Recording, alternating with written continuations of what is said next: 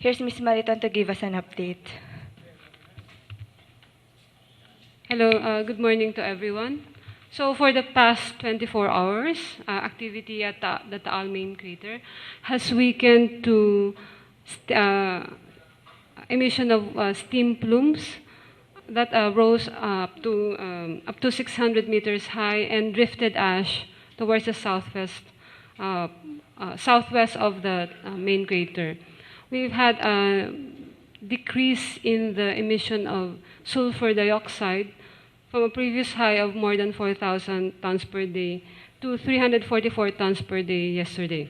And this is a consequence of weakened steam plume activity at the main crater. The Philippine Seismic Network was able to record a total of 718 volcanic earthquakes since activity began at 1 o'clock of July 12. For the past 24 hours, we've recorded 5 volcanic earthquakes with magnitudes of 1 to 2.5, and no felt events were recorded. The Taal Volcano Network, however, has recorded a total of 448 volcanic earthquakes in the past 24 hours, including 17 low-frequency events, which signify magma intrusion beneath the volcano. So, in effect, alert level 4 is still hoisted over the high risk over Taal Volcano, and this means that the evacuation of Taal Volcano Island, Taal Lakeshore areas, within the high risk areas as defined by our base surge hazard maps, which are typically within the 14-kilometer radius from the main crater, as well as the areas around the Pansipit River Valley where fissuring has been documented. Questions, please. Yes, Ms. AC. Hi, Ma'am. AC Nicholson, Philippines. Ma'am, for the understanding of everyone lang, can you clarify again yung possibility of an eruption not just from the main crater, but also from the other craters? Reason why i-reiterate nyo yung total evacuation, ma'am, ng Taal Volcano Island? Okay, so we can, pwede tayo magkaroon ng eruptions. No, ang typical na behavior, the typical behavior of Taal eruptions, based on historical eruptions, is that when usually activity is confined within a vent, and we can have lateral eruptions from that vent, but not from the known craters, at the same time. So this is the historical activity. It does not mean to say that we can have activity in the other vents as well. But based on the historical record, if we have a Taal main crater eruption, much of the activity comes from the main crater. We can have fissures develop around the main crater like we do now. We have a fissure that was developed on the on the northern flank of the volcano, and that's why we have a minor vent that developed there. So this can happen, and it has happened in several main crater eruptions. It also happened for the 1965 eruption, which began as a strombolian activity at the Mount Tabaro site, and fissuring, which was subsequently followed by fissuring towards the lake, and the development of phreatomagmatic vents. So nagkaroon po tayo ng eruptions along the fissure. And that's why after the 65 eruption, if you could see the pictures of Taal Volcano Island after the 65, there was a huge embayment, that was developed. So nabutas yung tagiliran ng Taal Volcano Island, which was subsequently healed by lava flows when the 68 and 69 lava fountaining activity transpired. One follow-up lang, ma'am. How many vents in total are we monitoring? So in the literature, they say 47. In my research, I mapped more than. And there are also a lot of unknown submarine fissures that could have been covered by sediments, no? Mostly on the south eastern side of the volcano. Okay, thank you, Miss AC. Next question from Miss Edna, and then we'll have Miss Christine and Sir Manny. Eden Santos po from Net25. Ma'am, yung pong weak steam emission and decreased sulfur dioxide emission at an average 344 tons per day, is it significant development? So far, nakikita po natin, for yung monitoring natin, we have a high and then bumabagsak. No? We have a high and then bumabagsak. And off the top of our heads, no? The fluctuation actually reflects yung interaction between yung groundwater and the magma body. No? So may diurnal, ika nga parang, or diurnal variation yung SO2 flux. This could be one of the reasons, no? So, but definitely it means that magma is at the shallow level of the volcano. So, nagva-vary yung nagfa-fluctuate yung SO2 flux. However, again, we do not capture the entire day kasi this is campaign style, na campaign, no? So, our team's campaign, what they essentially do is they look for the direction of the plume, and they have to campaign across the plume para ma-record yung SO2 flux. So it's a capture of the emission for a particular time of day. It doesn't capture the entire day. Mm-hmm. Is this fluctuation, ma'am, shows that there is a pattern already that the Taal volcano is will not going to erupt? So far, we cannot say that because we have days where we have really high measurements. No? In fact, the data actually says that there are measurements na go way beyond 5,000 nga eh. So, but they take the average of several scans, no? Just to be more robust in the representation of the SO2 emission. Thank you. Thank you. Next po from Miss Christine. I'm Christine Sabilio of ABS-CBN. Yung low-frequency earthquakes, we have 17 right now. How does it compare to previous days? Is there at least trend? Compared to the previous days, the previous days were really more energetic, no, and the signals were much prominent in our record. So that the numbers are more or less the same. The energies seem to be fluctuating, but generally weakening. No, so compared to the previous days, as of today, but I'm not saying that's the trend. There were comments from Vice Mayor Sing Satalisa saying na parang he was comparing it with 1965 and the experience of his father. Siguro sa research po ninyo, how does the historical eruptions compare to now? Were there instances na bumagsak talaga yung readings and then sumap? Okay, so the only instrumented or the scientifically monitored eruption was the 1911, and that transpired only for 4 days, no. So we cannot compare monitoring parameters, but there are eruptions of Taal that lasted for a long time. Again, yung 1754, which were marked by periods of lull, no. May mga lull periods, hindi naman dire-diretso yung pagputok ng bulkan. Kasi maraming nangyayari sa ilalim ng magmatic system. The supply rate changes, when the gas flux changes, you have maraming nangyayari, no? Nagki-crystallize partially yung magma. So, lahat to may epekto dun sa behavior ng activity ng volcano. So, hindi natin masasabi na wala na eh. So, we record earthquakes still. Nakaka-record pa tayo ng mataas na SO2. The volcano is inflated. We've had just received yung processed GPS data on the ground. This is to augment the satellite data, confirming na nag-i-inflate pa yung volcano.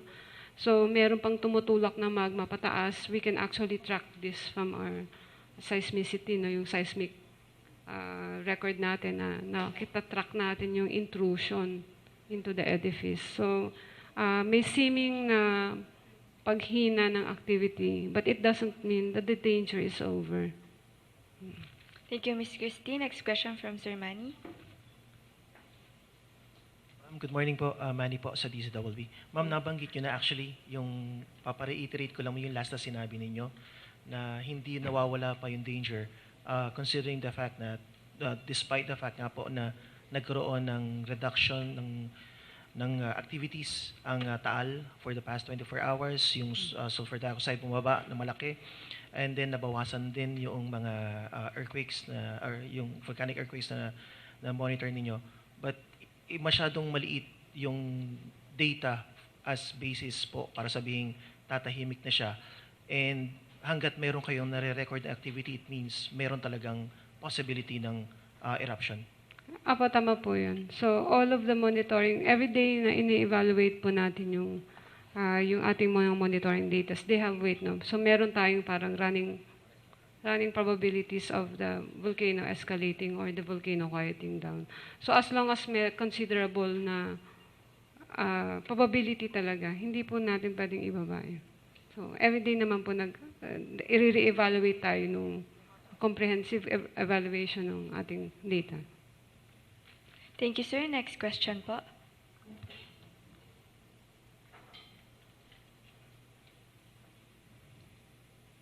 Val Gonzales po, DZRH. Actually, follow-up lang po dun sa tanong ni Manny. May mga pagbaba na ho, SO2 emission, talagang bumagsak, pati ho yung volcanic earthquake na naramdaman, ay halos hindi na naramdaman for the past 24 hours. Anong indikasyon na from alert level 4 ay magbababa po tayo? Mini-measure, anong figures po ang inaantay natin kung ang pag-uusapan ay yung sulfur dioxide emission, yung number of volcanic earthquake, anong figures so yung magiging batayan natin para maintindihan ng ating mga kababayan na eto na lang yung lindol na nangyari, maring from 4 magiging alert level 3 na lang. Thank you. Sa katulad po ng ating binabanggit na sa nakalipas na mga araw, no, kailangan po makita natin yung overall trend na bumababa po lahat ng parameters. Kaya lang hindi naman po nangyayari yan. Yung SO2 sa ngayong kahapon po ay mababa. Pero kung naalala po natin, nung mga nakalipas na araw, bago po nagtala ito ng lagpas na 4,000 tonelada kada araw. Before the volcano emitted 4,000 tons per day of SO2, that previous day it emitted a low also of 300 plus tons per day. So the readings in the SO2 are fluctuating, and this could be because of the diurnal changes in the groundwater system, no, with respect to the interaction with magma. So we cannot just trust yung daily reading. We have to look at the trend. Now, the trend of the seismicity is lowering. No? It's the incidence of volcanic earthquakes is indeed lowering, but the type of earthquake signifies that there is magma intrusion. So, what does it mean? Even if we have a lowered diminishing trend in the earthquakes, the fact is this earthquake signified that magma has been intruded.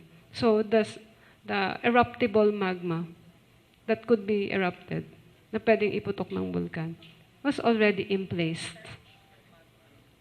So that is why even as the earthquake is diminishing, we have ground deformation parameters signifying that the volcano is still inflated and is still inflating. Kung titingnan po natin dun sa SO2 emission, anong figures po yung pwedeng pagbasihan like ngayon, 344?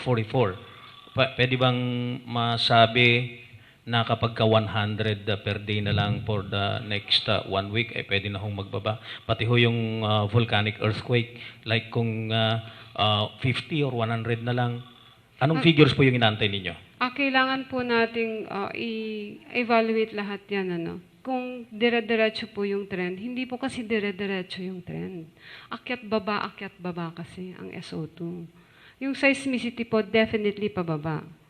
Pero kung anong figures, ang pinag-uusapan, ang pre-eruptive baseline po ng Taal ay 0 to 5 earthquakes per day. Ito po yung base level. Ang SO2 po, wala pong base level ang Taal dahil before ng eruption, yung volcano po ay may lawa. Sa lahat po ng SO2 ay natutunaw sa lake. So, hindi po siya nagbubuga ng SO2. So, yun nga po, ang tala ng earthquakes ay 0 to 5 earthquakes per day. At this point, hindi po natin pwedeng sabihin na pag bumababa yung earthquake, ay wala nang panganib. Again, as I explained, yung na-track po natin na mga lindol, ito po ay na-track po namin na mga magmatic intrusions. At nakikita po namin yung geometry po ng mga intrusions na to sa plottings po ng ating earthquake. Nag-supply talaga siya sa Taal Volcano na shallow chamber. Nandun na po yung magma, handa na po siyang iputok. Thank you. We'll have last 2 questions. Yes, Miss AC, and then ma'am from the other side. Sorry, sir. Clarification lang yung akin. Yung dun sa interaction ng magma and tubig, yung tubig is coming from the lake pa rin, ma'am? Opo. So, ang ating magmatic system ay, naman siya, interacting siya talaga. Kahit sa ang bulkan, meron siyang interaction with groundwater. Iba pa yung tubig na dala niya. Kasi yung magma meron niyang sariling tubig. But it is also interacting with the groundwater system. Okay po, thank you. Next question from Sir Asher. Ma'am Asher Kadapan Jr. from UNTV. Ma'am, clarify lang po, since mas obvious na mas mababa yung activity sa Taal compared on the first days that it erupted, nag-start na po ba yun, or kailan po nag-start yung 2-week or 1-week count nyo for declaring the pagbaba nung alert level? So, kung susundan po natin yung ating pong, if we will follow our practice or our procedure for stand down, the similar ones that we are implementing for our other active volcanoes like Mayon volcano, it's typically 2 weeks stand down observation period for all parameters going down. Our count will begin from January 13 when the maximum phase of the eruption waned, and we observed lava fountaining from the main crater at 2:48 in the morning. So it will start on that day. Pero since ano po siya ngayon, yung first day, fluctuating po siya, and then today mababa na po siya. If it will remain the same data that you will have for the next 7 days or 2 weeks, will you, is it possible na doon na mag-start? Today will be the start of the 1 week or 2 week count for... Yes, we've already discussed these possibilities amongst ourselves and also with the local government officials. So, yes, more likely that will be the case. Thank you. Yes, ma'am. Hindi ko sinasabing kasi if something happens, within the 2-week period, all hats are off, So, if we see an escalation or kahit na significant activity lang, so, the 2-week period is off. Okay. Ma'am, good morning po. Ma'am, Jan Kaliman po, TV5. Ma'am, though diniscuss na po siya yesterday ni Director Solido, ma'am, can you please explain further po yung nakikita nating alteration po sa landscape ng bulkan? Sang part po uli may alteration, and ano pong ibig sabihin nito mga pagbabagong ito sa itsura po ng bulkan? May swelling daw po, and dapat ba itong I mean, sobrang ikabahala ng mga residente. Okay. This is, ganito po talaga these are really the geomorphic changes or the surface changes on Taal Volcano every time it erupts. So we have a change in the morphology or in the shape of the main crater, particularly the main crater floor. Before the 1911 eruption, in fact, there was no large lake inside the main crater. So the main crater consisted of several vents. Most of them were on the eastern side of the crater, and they had names, no? The Laguna Verde, Laguna Amarilla, Cono Activo, Cono Crater Antigua. So these craters had names during the Spanish occupation. So when the 1911 eruption occurred, so all of this material were blown off, and because there was a reduction in material, all of the springs around the crater filled the crater lake with water. So now we can see that the craters have reinstated, in fact. No? So from the point of view of before the eruption, these are new vents. But from the point of view of the life of the main crater, these are actually reinstated vents of Taal. No? Around the volcano, we can see a lot of ash deposited. So this will alter the landscape. But after the eruption, it will recover naman. No? There is a period of recovery. Around the volcano, you also have fissures. And these have long been known, no, to PHIVOLCS and a lot of scientists, that there is fissuring in these areas where we have them now. And these were experienced in the 1911 eruption as well. And there was subsidence of the area. So you can have all of these geomorphic changes occurring, and through time, the people will learn to cope with all of these changes. Again, we just hope that some of these indicators of change, yung palatandaan, will be memorialized in some way. So some of this, for example, the fissures, hopefully will not be touched, so that people will remember that there are fissures here. So, para maalala ng mga tao. Okay. Follow-up question po. Apo. Last question po for me. Ma'am, do you have any response po sa mga naging criticisms or puna po ni Talisay Vice Mayor Charlie Natanawan against PHIVOLCS po? Kasi parang nagkukos daw tayo ng sobrang panic or takot po sa mga residente. And he also said na dapat daw pong pabalikin na yung mga residente kasi apektado na po yung kanilang mga kabuhayan. When we were interacting with trying to prepare the province before this eruption, our parang yung sense of urgency was very important to impress to them that this can happen any day. And now that it has happened, hopefully people have learned their lessons. Now, with all due respect to the Vice Mayor, we can understand that he is under so much stress. There are so many things that he's under pressure. So we would like to respect yung feelings ni Vice Mayor. But at the same time, we are firm in our science. We are doing our best so that we can inform, especially Batangas. Now we know these people. We know a lot of them. We know the people there. I myself have spent many field days going around the volcano. So we know, we understand yung plight nila. We understand their plight. So we are working doubly hard so we can give them the best information. We will be the first one to say if it's safe to go back, because we have them in mind all the time, no? So yung alam naman po natin yung plight ng mga nadi-displace, especially who are in evacuation centers. We know na it's very stressful sa kanila yung ganito. So yun na lang po ang masasabi natin, no? Thank you. Last question from Ms. Eden. Ma'am, napapanood naman po natin yung mga pagtatalo ng mga militar, police, at saka ng mga residente na gustong bumalik sa bahay nila.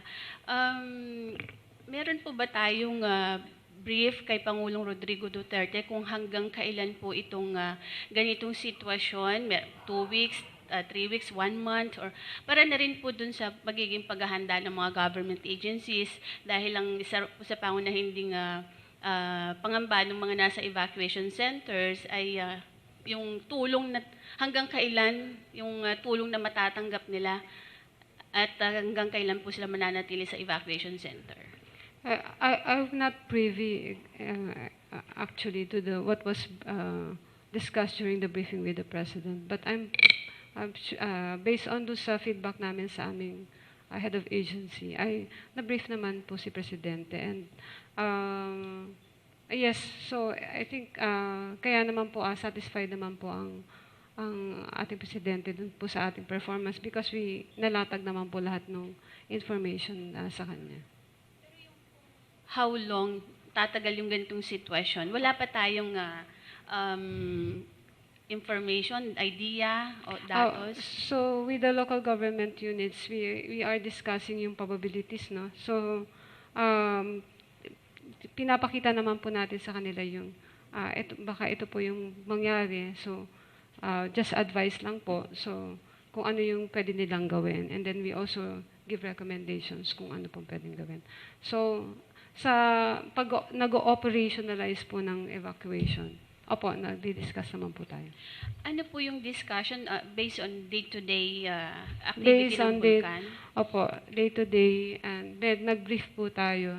So, meron po tayong tao nandun naman po ang Taal Volcano Observatory, although wala po sila physically sa observatory sa Buko, meron po tayong observatory sa Tagaytay, no? So, nakatalaga pa rin naman po ang ating mga tauhan. Meron po silang representatives sa Operations Center ng probinsya, no? So, very dynamic po ang interaction natin with the province. And nandun po sila ready, always providing information, advice sa ating probinsya. Yun po bang information na galing sa PHIVOLCS kaya nag-lockdown po yung ang DILG, ang militar at saka authority doon sa mga lugar na talagang masasabi nating high risk? Opo, in-enforce lang po naman po ni Governor yung ating pong warning. So, hindi nyo na rin po i-recommend na magbigay ng window doon sa mga kababayan natin? Sa palagi ko naman po, nasagot ko na po itong question na ito, no? Ilang beses na po ito na itanong. This is decision of the local government, no? So, tayo po ay mariin sa ating babala na no entry po sa high-risk areas. But then again, yung decision po ng local government, they have to operationalize the warning considering a lot of factors. Hindi lamang po yung ating babala. Okay. Last na lang. Baka po may mensahe kayo doon sa ating mga kababayan, special yun sa mga nandoon na nagpupumilit na bumalik doon sa kanilang mga bahay, nakikipag-away doon sa ating mga authorities. So, yun nga po, gusto lamang po namin paalalahan ng ating pong mga kababayan Batanggenyo na mangyari po lamang na tayo po ay umiwas at manatiling nakalikas mula sa high-risk areas ng Taal Volcano. So we should avoid, iwasan po natin ang high-risk areas dahil nananatili po ang panganib na biglang pagputok ng bulkan ng malakas. At kung mangyayari po yun at tayo po ay nasa loob ng high-risk areas, napakaliit po ng lead time para tayo po ay makalikas. Kaya po, dapat po nating iwasan ang mga lugar na ito sa kasalukuyan. Thank you very much for attending this morning's press briefing. Kung sakali pong meron new development, we will give information. Thank you. Thank you po, sir, for waiting.